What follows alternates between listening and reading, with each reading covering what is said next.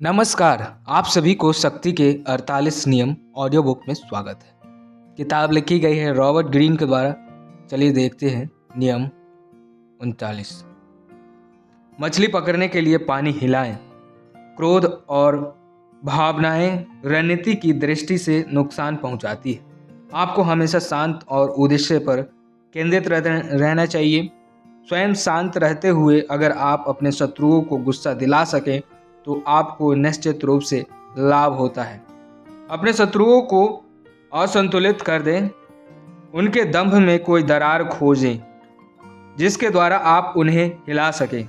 अगर आप ऐसा करेंगे तो उनकी बागडोर आपके हाथ में होगी। अगर संभव हो तो किसी के प्रति शत्रुता महसूस नहीं करना चाहिए। किसी से गुस्से में बोलना, शब्दों या हाव भाव से नफरत का प्रदर्शन करना अनावश्यक तो है ही, खतरनाक, मुक्तापूर्ण और घटिया भी है। गुस्सा या नफरत कभी नहीं दिखाना चाहिए। आपको जो कुछ भी दिखाना हो अपने काम से दिखाएं। कर्म करते समय आपकी भावनाएं अधिक प्रभावित होगी क्योंकि आपने किसी और तरीके से उनका प्रदर्शन नहीं किया है। सिर्फ ठंडे खून वाले जानवरों का काटना ही जहरीला होता है। ऑर्थर शोपेनहावर 1788 से 1807। शक्ति की कुंजी। गुस्सैल लोग आमतौर पर मूर्ख नजर आते हैं क्योंकि वे छोटे से कारण पर बहुत ज़्यादा प्रतिक्रिया करते हैं। वे चीज़ों को कुछ ज़्यादा ही गंभीरता से ले लेते हैं और अपनी चोट या अपमान को बढ़ा चढ़ा कर महसूस करते हैं। वे अपमान के प्रति बहुत संवेदनशील होते हैं और यह देखना मज़ेदार होता है कि वे हर चीज़ को व्यक्तिगत मान लेते हैं। इससे भी मज़ेदार बात यह है कि वे यह मानते हैं कि उनका गुस्सा शक्ति का प्रतीक है। सच्चाई के विपरीत है। चिड़चिड़ापन शक्ति का नहीं, कमजोरी का निशानी है। हो सकता है लोग अस्थायी रूप से आपके भावावेश से सहम जाए, लेकिन उनके मन में आपके प्रति सम्मान नहीं रहेगा। वे यह भी समझ लेते हैं कि जिस व्यक्ति में इतना कम आत्मनियंत्रण है उसे वे आसानी से नष्ट कर सकते हैं। बहरहाल इसका समाधान यह नहीं है कि हम अपने गुस्से या भावनात्मक प्रतिक्रिया का दमन कर दें। दमन हमारी ऊर्जा को निचोड़ लेता है और हमारे व्यवहार को अजीब बना देता है। इसके बजाय हमें अपना दृष्टिकोण बदलना चाहिए। हमें यह एहसास होना चाहिए कि सामाजिक क्षेत्र और शक्ति के खेल में कुछ भी व्यक्तिगत नहीं है। हर व्यक्ति घटनाओं की ऐसी श्रृंखला में उलझा हुआ है जो बहुत पहले शुरू हुई थी। हमारा गुस्सा अक्सर हमारे बचपन की समस्याओं से उत्पन्न होता है। हमारे माता पिता का गुस्सा उनके बचपन की समस्याओं से उत्पन्न होता है और इसी तरह सिलसिला चलता रहता है। हमारे गुस्से की जड़ें दूसरे द्वारा अब तक हमारे साथ किए गए व्यवहार में होते हैं। हमारे गुस्से की जड़ें उन असफलताओं तथा दुखों में होती हैं जिन्हें हमने जिंदगी में झेला है।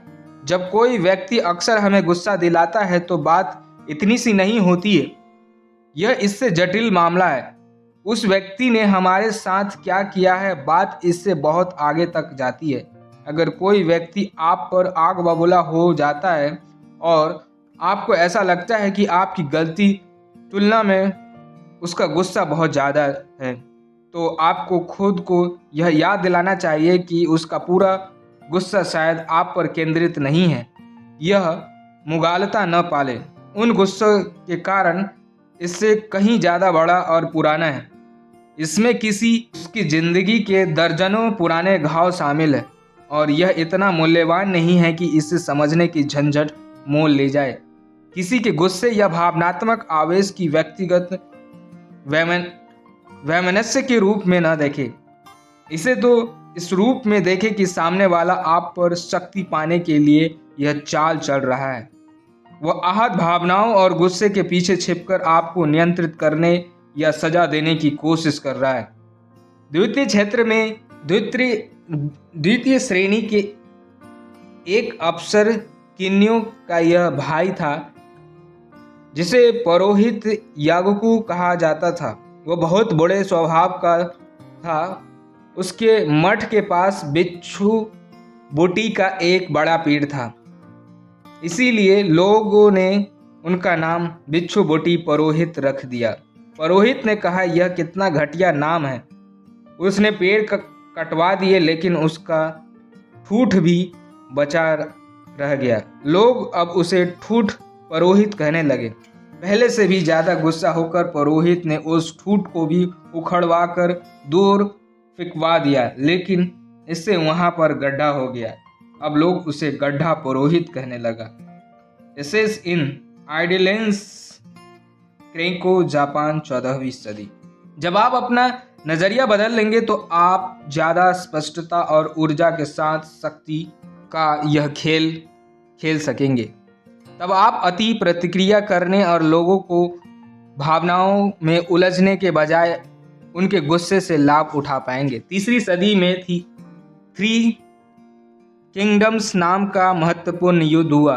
इसमें साओ साओ नाम के सेनापति के सलाहकारों के हाथ कुछ ऐसे दस्तावेज लग गए जिनसे यह पता चला कि उनके कुछ जनरलों ने दुश्मनों के साथ मिलकर षड्यंत्र किया है। उन्होंने सेनापति को सलाह दी कि वह उन जनरलों को गिरफ्तार करके सजा दे, लेकिन सेनापति ने ऐसा नहीं किया। इसके बजाय उसने दस्तावेजों को जलाने और मामले को भूल जाने का आदेश दिया। यह युद्ध का निर्णायक पल था और उस समय विचलित होने या निर्णायक पूर्ण काम करने से जितना मुश्किल हो जाता, उसके गुस्से भरे काम से लोगों को ध्यान जनरल की गद्दारी की तरफ जाता, जिससे सैनिकों का मनोबल कम हो जाता। न्याय तो बाद में भी हो सकता था, गद्दार जनरलों की सजा तो बाद में भी दी जा सकती थी, लेकिन साओ साओ ने अपने दिमाग का इस्तेमाल करके सही निर्णय लिया। गुस्सा सिर्फ आपके विकल्पों को कम करता है और शक्तिशाली व्यक्ति विकल्पों के बिना फल फूल नहीं सकता है।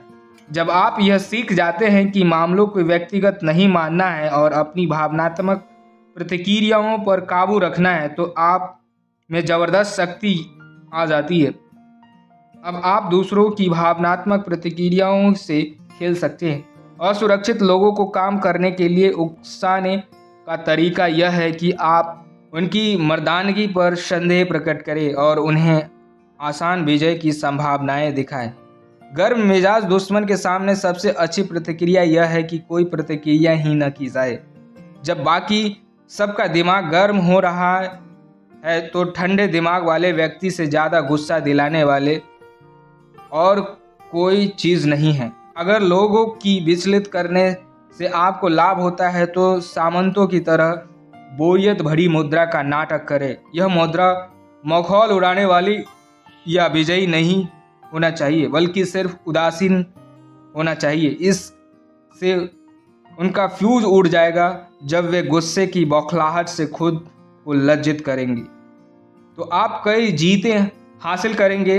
इनमें से एक जीत यह है कि उनके बचपने के बावजूद आपने गरिमा और शांति कायम रखी। तस्वीर: मछलियों से भरा तालाब। पानी स्वच्छ व शांत और मछलियाँ सतह के काफ़ी नीचे हैं। पानी को हिलाए तो वे ऊपर आ जाएगी। पानी को कुछ और ज़्यादा हिलाएंगे तो उन्हें गुस्सा आ जाएगा और वे सतह पर आकर सब से पास वाली चीज़ को काटने लगेगी, जिससे ताज़ा दाना लगा हुक भी शामिल होगा।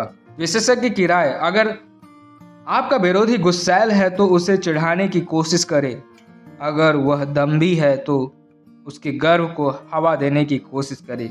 जो व्यक्ति अपने शत्रु से कदम बढ़ाने में कुशल होता है वह इस तरह अपनी मनचाही स्थिति पैदा कर लेता है और शत्रु से अपनी इच्छा के अनुसार काम करवाता है। वह शत्रु को ऐसा प्रलोभन देता है जिस पर वह निश्चित प्रतिक्रिया करता है। वह उस दाने या प्रलोभन को दिखाकर शत्रुओं से कदम बढ़वाता है और फिर अपने चुने हुए सैनिकों के साथ उस पर हमला कर देता है। सुन त्सु, 14वीं सदी ईसा पूर्व। आज यहीं पे नियम 39 समाप्त हुआ। आप ऐसे ही नियम को जीवन से जोड़ें और लाइक भी करें। शक्तिशाली बने। नए नियम के लिए चैनल को भी सब्सक्राइब करें। मिलते हैं फिर नए नियम के साथ।